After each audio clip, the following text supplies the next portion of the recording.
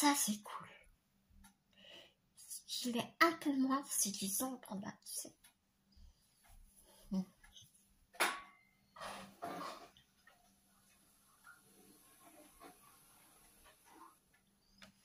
Que la lumière fut. C'est mieux, hein. Tu remarqueras que je n'ai pas fait tomber la pile de livres. On pourra au moins noter ça. Bonjour mes petits loups, j'espère que tu vas bien. Aujourd'hui, je suis très heureuse de te retrouver pour une vidéo assez particulière. Et tu vas comprendre pourquoi est-ce que je me mets sur le côté. Parce que ici, je vais t'introduire une photo. Ouais, parce que on se retrouve, tu l'auras vu dans le titre de ma vidéo. Je vais te présenter ma palle qui est très attendue par Tatiana. Qui est Tatiana? Je te raconte. Qu'est-ce que c'est que ce truc que je viens de mettre là sur le côté? Je t'explique tout. Ça fait pas longtemps du tout. Je suis encore très nouvelle sur ce groupe. Je suis sur un groupe livresque. Comme tu sais, maintenant, j'ai toujours été à fond dans la lecture, mais là, encore plus que jamais. C'est vrai que depuis que j'ai perdu les filles, j'ai repris à broder hier. Donc tu vas voir des flows sur ma chaîne. Mais le fait de lire, eh bien, ça m'évade, ça me fait que je ne cogite pas trop. Parce que la perte des filles est encore très douloureux pour moi.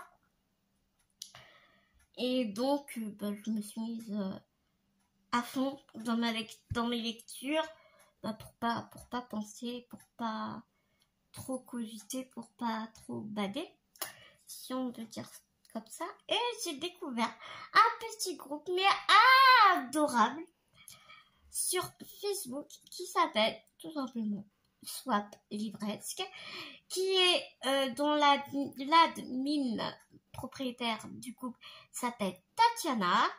Je te mettrai tout en barreau. J'ai demandé à Tatiana si cela ne lui dérangeait pas que je parle du groupe, parce que voilà, je n'avais pas envie de faire de la publicité de ma chaîne sur le groupe, ce qui n'est absolument pas le but sur ce groupe. Mais voilà, c'est un moment que je vis depuis quelques années que tu me suis maintenant sur cette chaîne. J'aime partager énormément de choses avec toi, que ça soit le bon comme le moins bon, ce qui s'est passé dans ma vie. Et là, voilà, ça fait partie d'un de mes petits bonheurs du moment, la découverte de ce groupe. Et du coup, eh bien, j'avais très envie de partager, voilà, ce petit bonheur à tes côtés. Et là, donc ça va commencer en avril. Tatiana organise donc des swaps, d'où le nom du groupe, n'est-ce pas? Des swaps livresques sur différents thèmes. Moi, je suis inscrite sur 2 swaps. Le swap découverte, c'est-à-dire qu'on fait découvrir à une autre personne des lectures qu'on apprécie. Et un autre swap, le swap d'avril, c'est-à-dire et là le thème c'était les livres d'occasion. Donc on envoie des bouquins sur le thème prédéfini. On envoie des livres d'occasion qu'on n'a pas plus envie de lire, mais qu'on a aimé. Enfin, tu vois, voilà. Donc voilà. Et aussi Tatiana, j'espère que je suis claire dans l'explication. aussi, Tatiana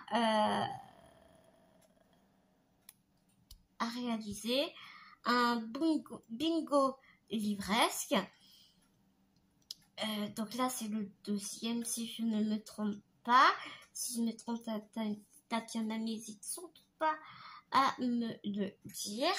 Donc ça fonctionne vraiment comme un bingo, comme tu vois sur le petit tableau ici. Pour chaque case, tu dois choisir un livre qui correspond à la case. Et donc tu peux faire, pour gagner le bingo, donc il y a des points. Là, je n'ai plus en tête les points. Je crois que les graphiques, c'est tant de points. Les romans, c'est tant de points. Enfin, tu vois. Et si tu peux faire une ligne, une diagonale. Et si tu arrives à remplir tout la grille, eh bien, apparemment, il y aura des petites surprises à la clé. Bien évidemment, le but, c'est de participer, de s'éclater dans nos lectures. Et voilà, moi, je trouvais ça super génial. Donc, du coup, je me suis préparé ma palle de tous les livres que je veux, que j'ai préparé donc pour le bingo. Et là, je regarde sur le côté parce que j'ai ma tablette. J'ai mis les livres, les différents livres sur les cases.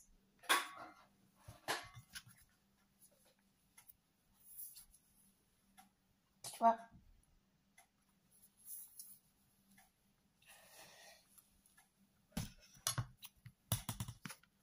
Parce que d'un jour à l'autre, je ne sais plus quel livre j'ai choisi pour quelle case en fait. Bien évidemment, ce n'est pas une palle qui est définitive. Tu peux changer d'habit. Et bah, au fur et à mesure, tu partages tes lectures, où tu en es avec le groupe et tout. C'est vraiment, vraiment super sympa. Tout groupe, c'est des amours. Et je m'y sens bien en fait. Je m'y sens super bien. Donc, comme tu peux voir sur le plateau, nous avons donc différentes cases. Nous avons couverture colorée, printemps, amitié, une histoire de mon enfance, une histoire où il y a de l'humour, une histoire dont le héros est un enfant, un moment nostalgique pour toi, un livre qui te parle gourmandise ou qu'il y a de la bouffe sur la couverture. Enfin, tu vois ce que je veux dire. Aussi un livre qui a été choisi par un enfant dans ta palle, un livre que tu n'aurais pas pu lire étant enfant, un livre adapté à l'écran et Ménage de printemps, c'est, tu vois, un peu comme le challenge février ta palle ou, tu vois ce que je veux dire, un bouquin que tu lis pour te débarrasser de ta palle, quoi. En tout cas, moi, je l'ai pris comme ça. Pour faire du ménage dans ta palle. Pas te débarrasser, c'est pas le bon mot, mais voilà, pour faire du ménage dans ta palle. C'est plus ça le truc. Donc, eh ben, écoute, on va aller comme ça, tu vois, on va aller en ligne. De toute façon, tu auras toujours le tableau tout le long de la vidéo pour que tu puisses suivre de quoi je te parle. Donc, on va commencer par la case couverture colorée. J'ai donc choisi un polar historique. Moi, je le trouve très coloré.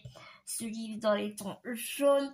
C'est un polar historique qui se passe au moment où il y avait le roi Henri II. On va être avec la maîtresse favorite de Henri II, Rosemonde Clifford, aurait été empoisonnée au moyen de champignons vénéneux.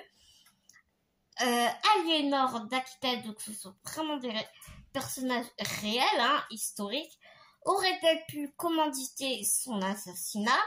Si Henri croyait à ces rumeurs, l'Angleterre serait déchirée par une lutte meurtrière entre le roi et donc sa reine, parce que ça reste quand même la maîtresse du roi, s'il te plaît, quand même.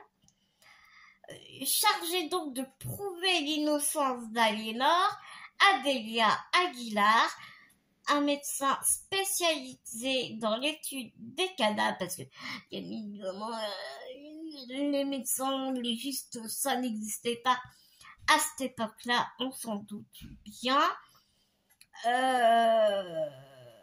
devra percer à jour le mystère du labyrinthe enserrant la tour où repose Rosemonde. Voilà. Il y a plusieurs tomes, c'est une saga. Ici, nous sommes avec le premier tome. Mais si j'aime, donc je t'ai même pas dit le titre, je t'ai même pas dit l'auteur, ni rien du tout, ni la maison d'édition, tout va bien. L'autrice est Ariana Franklin, la morte dans le labyrinthe. En plus, on est en plein dans les périodes des droits de la femme. Donc, autrice, c'est super, aux éditions 10-18. Comme bien souvent dans les polars historiques. Et je voulais te montrer le tome 2 que je me suis aussi procuré. Je ne vais pas le lire à la suite parce que si je le lis à la suite, c'est-à-dire que j'ai 10 autres bouquins à lire et certains à relire. Mais ici, le tome 2, nous sommes à Cambridge en 1171. Un enfant a été massacré dans des conditions atroces et les Juifs désignés comme des boucs émissaires, oui, parce que même en 1171, les Juifs étaient déjà massacrés, maltraités. Désignés comme boucs émissaires, ont été forcés de se retirer dans le château seigneurial afin d'éviter un lâchage en règle. Voilà, ça veut tout dire. Nous sommes toujours avec le roi Henri, qui est roi d'Angleterre, ne voit pas ces événements d'un très très bon œil, et le véritable assassin doit être trouvé, et rapidement. En plus, un enquêteur de renom, Simon de Naples, est dépêché depuis le continent et débarque en ville, accompagné d'un mort et d'une femme médecin, mort M-A-U-R-E, qui s'appelle Adélia Aguilar, comme le premier tome, spécialisé donc dans l'étude des cadavres, comme on nous a vu donc dans le premier tome. Donc je pense que ce sont des livres qu'on peut lire indépendamment, mais c'est intéressant de suivre la saga étant donné qu'on suit cette médecin spécialisée dans les cadavres qui s'appelle Adélia Aguilar. Un savoir-faire qu'elle devra garder secret si elle veut éviter d'être accusée de sorcellerie. Voilà. Ensuite, je me suis fait un petit café, mais je vais devoir laisser un peu de place parce que sinon, rien ne va plus.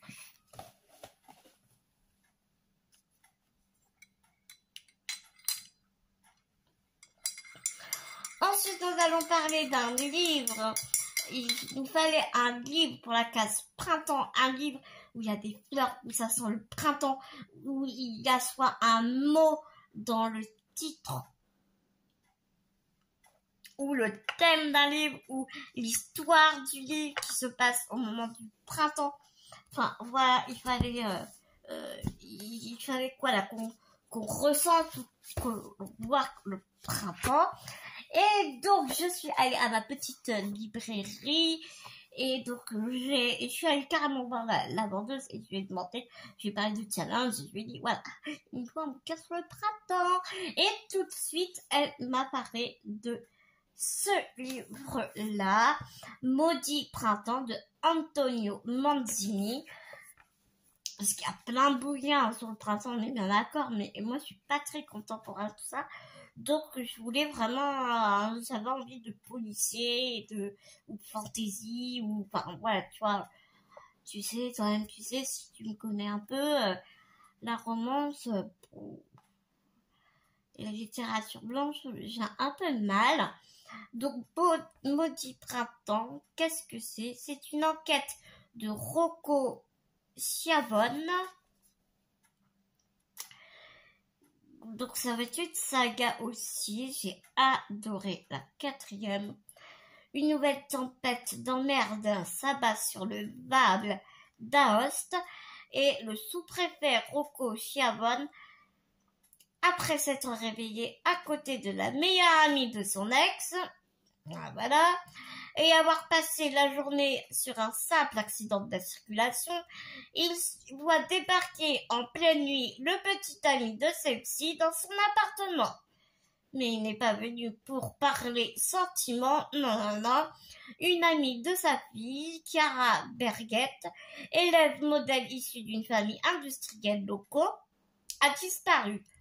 Rocco comprend vite que l'adolescente a été enlevée, ne pouvant alerter ses collègues ni compter sur les parents. L'enquêteur se lance dans une mission quasi impossible, mais ce qui le met vraiment en rogne, c'est le retour, en plein mois de mai, de cette neige qu'il est par-dessus tout. Voilà, ça donne le ton, n'est-ce pas? Aux éditions Folio Policier. T'as l'impression que c'est un beau bébé, un petit bébé qui fait 346 pages. On est bien. Ensuite, un livre qui nous parle de l'amitié. Et là, je sais que mon amie Chantal va hâte au plus haut point que je lise ce roman pour pouvoir lui prêter à la suite, parce que c'est mon amie Chantal qui m'a offert ce livre. Et je pense que tu en as entendu parler. La vendeuse de la librairie nous a donné un avis tellement dithyrambique. Elle était passionnée quand elle nous a raconté l'histoire de ce livre. J'en ai entendu parler et là on est avec Les Sorcières de Pendle de Stacey Hall aux éditions Pocket. On est dans le Lancashire en 1612. À 17 ans, la jeune châtelaine Fleetwood Shuttleworth a déjà par 3 fois perdu un enfant à naître. Déterminée à donner un héritier à son époux, elle redoute grandement l'issue de sa 4e grossesse. Lorsqu'elle croise le chemin d'Alice Gray, une sage-femme qui connaît parfaitement les plantes médicinales, Fleetwood voit en elle son dernier espoir. Mais quand s'ouvre un immense procès pour sorcellerie à Pendle, tous les regards se tournent évidemment vers Alice, accusée comme tant d'autres femmes d'érudites, solitaires ou gênantes. Fleetwood fera tout pour arracher coûte que coûte sa bienfaitrice à la potence. Il me tarde. Une histoire de mon enfance. Alors, une histoire de mon enfance, eh bien, écoute, je ne l'ai pas tout de suite là, maintenant, en ma possession, mais je te fais un petit encart. Ici, c'est L'homme qui murmurait aux oreilles des chevaux. Et c'est aussi un film, ou téléfilm, je ne me rappelle plus très bien, avec Clint Eastwood, je crois. Non, pas Clint Eastwood, je me rappelle plus. J'ai le visage de l'acteur en tête, mais je sais plus que son nom. C'est de Nicolas Evans. Alors, c'est un roman que je me suis bouffé au collège. Donc, j'avais 13-14 ans. Donc, ça veut dire ça fait bientôt 30 ans. Mais ce bouquin, je me rappelle comme si c'était d'hier. Ici, on passe suivre une jeune fille qui aime les chevaux plus que tout au monde et elle va avoir un accident avec son cheval. Elle va tomber de cheval et elle va se retrouver en fauteuil roulant. Voilà. Je crois qu'il est question d'abattre le cheval parce que le cheval est complètement traumatisé, enfin psychologiquement, c'est juste une horreur pour lui. Je crois qu'il est question de la battre, mais pour la jeune fille, il en est hors de question. Je crois que c'est comme ça. Et puis entre sa mère et son père, ça va pas fort non plus. Et donc, sa mère va l'emmener dans un haras où... putain, je t'en parle, j'ai trop envie de revoir le film. Où il y a un homme, je crois que c'est au Kansas, et bien qui aide les chevaux à reprendre confiance en eux et ne plus avoir peur de l'homme. Et voilà, d'où l'homme qui parlait à l'oreille des chevaux. Hors de question de porter une cravache. Tout est dans le calme, la patience, la douceur avec l'animal, surtout la patience, énormément de patience. Quand je te dis ça, ça me rappelle l'éducation avec Naya. Parce que je m'identifie énormément dans ce livre, dans le sens où pour éduquer un animal quel qu'il soit, t'as pas besoin de gueuler en fait. Voilà.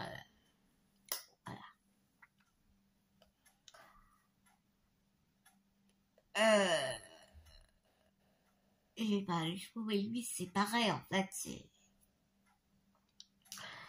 Donc voilà, je pense que ça va être très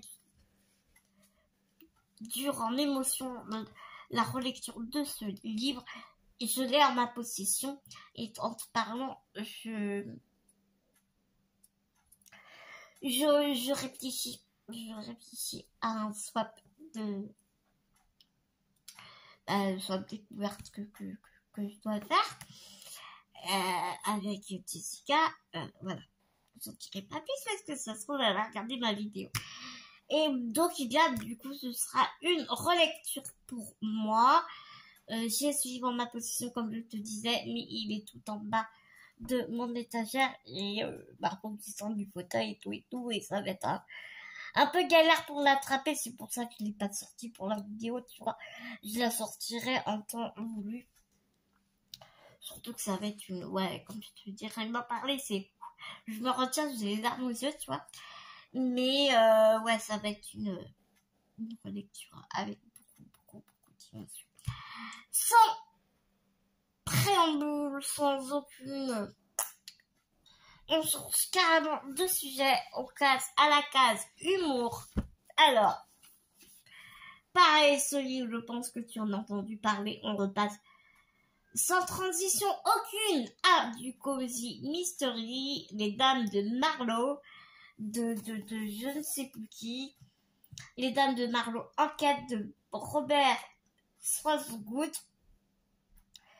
mort contre trip. Alors, on va suivre Judith Potts. Alors, elle, c'est une vieille dame de 77 ans.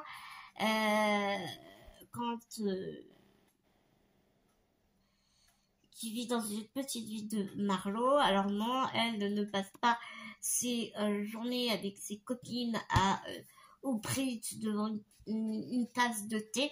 Non, pas du tout. Elle boit un peu trop de whisky, se baigne toute nue dans la Tamise. Et alors, on s'en fout. Tu vois ce que je veux dire? Au pays des excentriques, elle est la reine. Un soir, elle entend, provenant de la maison de son voisin, un cri suivi d'un coup de feu. Elle en est sûre, un meurtre a été commis. Mais la police ne la voit pas, ne la croit pas, Pas d'énigme sans solution pour Judith Potts. La vieille Anglaise passionnée de mots croisés va se lancer dans l'enquête avec ses côtés Bex, la femme du vicaire, et Suzy, la promeneuse de chiens, et commère attirée de Marlowe. Vous reprendrez bien un nuage de crime avec votre thé. Et c'est aux éditions de La Martinière. Et le tome 2 est sorti il y a peu de temps. Ensuite, on va passer au livre dont le héros est un enfant. Je vais donc lire Magic Charlie de Audrey Horowitz. On est déjà au tome 3, mais c'est pas grave, aux éditions Gallimard Jeunesse. Je me permets de accélérer un petit peu. On peut avoir un chat doué de capacités hors du commun et tout ignorer de l'existence des magiciens. C'est le cas de Charlie Vernier, jusqu'à ce qu'il découvre que sa grand-mère pourrait être un membre éminent de cette société, mais elle court un grave danger s'il veut la sauver et se sauver lui-même. Charlie n'a pas le choix, il lui faut devenir un apprenti magicien. Voilà. Un moment nostalgique dans ta vie. J'ai choisi le chuchoteur de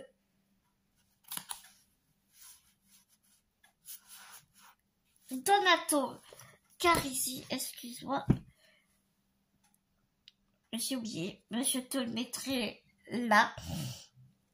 Ici, on va suivre une inspectrice.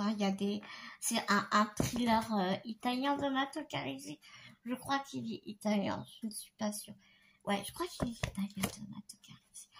Enfin bref, on va suivre une enquêtrice qu'on va suivre dans plusieurs de ses romans. Et elle va découvrir des cadavres avec, mais vraiment terribles. Et je m'en rappelle plus trop. Enfin, je sais que c'était une grosse claque, mais les tenants et les aboutissants, j'ai un peu oublié et j'ai pas envie de m'en rappeler complètement. Si tu vois ce que je veux dire, j'ai envie de me replonger dedans et d'y retourner. Ensuite, pour la case gourmandise, on va trouver un petit causeur mystery, mais bon, voilà, ça reste quand même un beau bébé. C'est meurtre et pépites de chocolat je ne sais plus comment elle s'appelle. Ce sont les enquêtes d'Anna Swenson. Là, c'est pareil, il y a plein de tomes qui sont sortis. Et franchement, si j'aime ce livre, j'ai très envie de me faire la série entière. Hein. Anna Swenson est de retour dans sa ville natale de Lake Hayden. Entre sa mère plutôt envahissante, son chat à forte personnalité et l'ouverture de sa boutique, le cookie jar, elle a fort à faire. Son quotidien devient plus passionnant encore quand son livreur, Ron Lazal, est retrouvé assassiné juste derrière son magasin. On adore. Le beau-frère d'Anna, shérif adjoint du comté, fait appel à elle pour l'aider à trouver le coupable. Un nombre surprenant de suspects et de mobiles émerge alors. Très vite, Anna va comprendre qu'elle n'est pas seulement douée pour les cookies, mais qu'elle est aussi une enquête hors pair. Et dedans, c'est génial parce qu'il y a plein de recettes de gâteaux, de pâtisseries. Franchement, ça va être génial. C'est comme les enquêtes de Marlowe. Il y a des mots croisés à faire après chaque partie du livre. C'est excellent. Ensuite, mes matchs de printemps, j'ai pris ce livre que je sais tout de suite ce sera lu et après ce n'est pas une lecture que je vais garder par la suite, c'est Magis secrète de Hervé Joubert. L'empereur de Sekana veut faire disparaître la magie de sa cité et persécuter les êtres féeriques. Il trouve refuge dans l'hôtel de Beauregard, un détective de l'étrange qui travaille officiellement pour le pouvoir. Depuis quelque temps, des sorts sèment le chaos dans la cité. Une entité maléfique répand la terreur. Personne n'est à l'abri. Armé de sa canne épée, assisté de la jolie Jeanne aux étranges pouvoirs, Beauregard enquête dans les ruelles et les palais de la capitale transformés en théâtre de cauchemars. Et ici, nous sommes avec les éditions de Préau Chêne. Je ne connais absolument pas cette maison d'édition. Ensuite, un livre qui a été adapté à l'écran, et bien, j'ai choisi Dune. Alors Dune, je pense que voilà, c'est un chef-d'œuvre de la littérature science-fiction.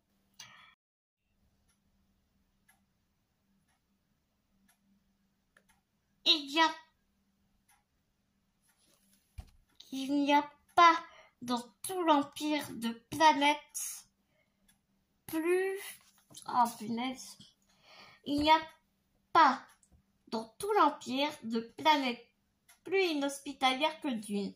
Partout du sable à perte de vue, une seule richesse, l'épice de longue vie, née du désert et que l'univers tout entier convoite. Voilà.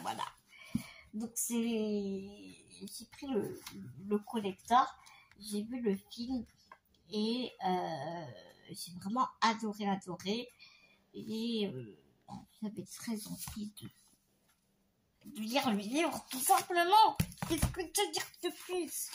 Un livre où je n'aurais pas pu lire étant enfant, toujours chez Donato Carisi, La fille dans le brouillard. Ici, on va retrouver Anna Lou est une jeune fille exemplaire. Alors, pourquoi aurait-elle fugué la veille de Noël? Où serait-ce un kidnapping? Mais qui lui voudrait du mal? Dans son paisible village des Alpes, le commandant Vogel, star de la police, est envoyé sur place. Entouré de sa horde de caméras, il piétine. Aucune piste, aucun indice ne s'offre à lui. Devant ses fans, il ne peut pas perdre la trace. Vogel résistera-t-il à la pression de son public qui réclame un coupable? Et pour finir, nous devions trouver un livre. Non, nous devions demander à un enfant de choisir un livre dans ma taille. Mon petit voisin m'a choisi celui-ci, qui est un polar historique. Alors, c'était très drôle parce que m'a choisi celui. Il est beau, ça brille. Ah oui. Bah oui. Alors ici, on va être dans un polar historique aux éditions 10-18. C'est les 7 morts d'Evelyn Hardcastle, dont Stuart Thornton. Ah, ici, nous allons être un soir, il est 23h, Evelyn Hardcastle va être assassinée. Bien, c'est déjà le départ. Oui, dans cette luxueuse demeure anglaise, qui a intérêt de la tuer? Hayden Bishop a quelques heures pour trouver l'identité de l'assassin et empêcher le meurtre. Tant qu'il n'est pas parvenu à ses fins, il est condamné à revivre sans cesse la même journée, celle de la mort d'Evelyn Hardcastle. Voilà, c'est une boucle sans fin. Voilà mes petits loups pour cette vidéo, ma patte pour le bingo livresque. J'espère que vraiment tu as apprécié cette vidéo autant que j'ai kiffé la faire. Vraiment, je me suis vraiment éclatée. Je te fais plein de gros bisounours. Je te dis à tout vite dans une prochaine vidéo. Mais surtout, n'oublie pas, prends soin de toi. Prends soin des gens que tu aimes. C'est très important. À tout vite mes petits loups.